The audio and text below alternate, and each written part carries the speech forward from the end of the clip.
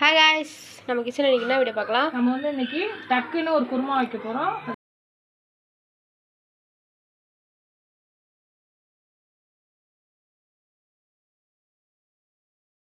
அதுக்கு என்ன போடுறோம்னா ஃபஸ்ட்டு முந்திரி போட்டுக்கலாம். இது வந்து நம்ம வறுத்து எடுத்துக்க போகிறோம். கசகசா முந்திரி ஃபஸ்ட்டு லேசாக வறுத்துக்கலாம். இது சீக்கிரம் கரிஞ்சு போயிடும். இப்போ வந்து நம்ம தேங்காய் கட் பண்ணி வச்சுருக்கோம், அதையும் போட்டுக்கலாம். இதையும் வறுத்து எடுத்துடலாம். ஒரு பிடி உடச்சக்காலையும் போட்டுக்கலாம். நல்லா இதுவும் வறுக்கட்டும். கொஞ்சமாக சோம்பும் போட்டுக்கலாம், பட்டையும் லவங்கமும். எல்லாமே நல்லா வறுத்தாச்சு, எடுத்துடலாம். தேங்காய் இந்த அளவுக்கு இருந்தால் போதும். தாளிக்கிறதுக்கு வெறும் பட்டையும் லவங்கம் மட்டும் எடுத்துக்கலாம்.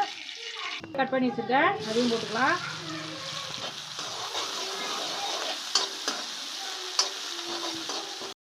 இப்போ பச்சை மிளகாய் போட்டுக்கலாம். இப்போ இது கூட 2 பச்சை மிளகா போட்டுக்க போகிறோம். ஒரு துண்டு இஞ்சி போட்டுக்க போகிறோம். இதை நைஸாக அரைச்சிட்டு வந்துடலாம். இப்போ பார்த்தீங்கன்னா வெங்காயம் நல்லா வதங்கிச்சு. இந்த டைமில் தக்காளியும் போட்டுக்கலாம். ஒரு 1/2 ஸ்பூனு மஞ்சள்தூள் போட்டுக்கலாம். அதெல்லாம் ஒரு ஸ்பூன் போட்டுக்கலாம். மிளகா போட்டுக்கிறதுனால 1 ஸ்பூன் மிளகாத்தூள் போட்டுக்கலாம்.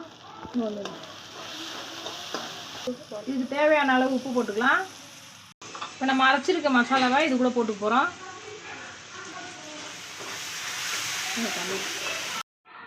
மிக்ஸி ஜார்லேயே தண்ணி ஊற்றி கொஞ்சம் ஊற்றிக்கலாம்.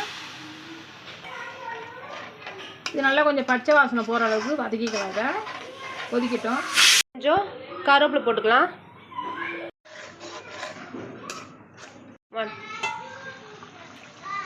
குருமா ரெடி ஆகிட்டு நான் காலிஃப்ளவர் வந்து சுடுதலில் போட்டு மஞ்சத்தூள் போட்டு வேக வச்சு வச்சுருந்தேன். இப்போ அது கூட சேர்த்துக்க போகிறோம்.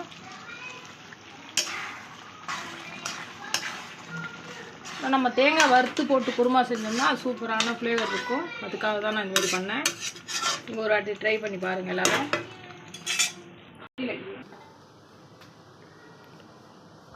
பார்த்தீங்கன்னா குருமா சூப்பராக ரெடி ஆகிட்டு லாஸ்ட்டில் கொத்தமல்லி மட்டும் போட்டுட்டு ஆஃப் பண்ணிடலாம்.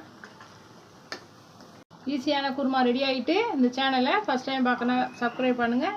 பக்கத்தில் இருக்க பெல் ஐக்கான் கிளிக் பண்ணுங்கள். எல்லாருக்கும் ஷேர் பண்ணுங்கள், லைக் பண்ணுங்கள். நெக்ஸ்ட் வீடியோவில் பார்க்குறோம். பாய் பாய். பாய் பாய்.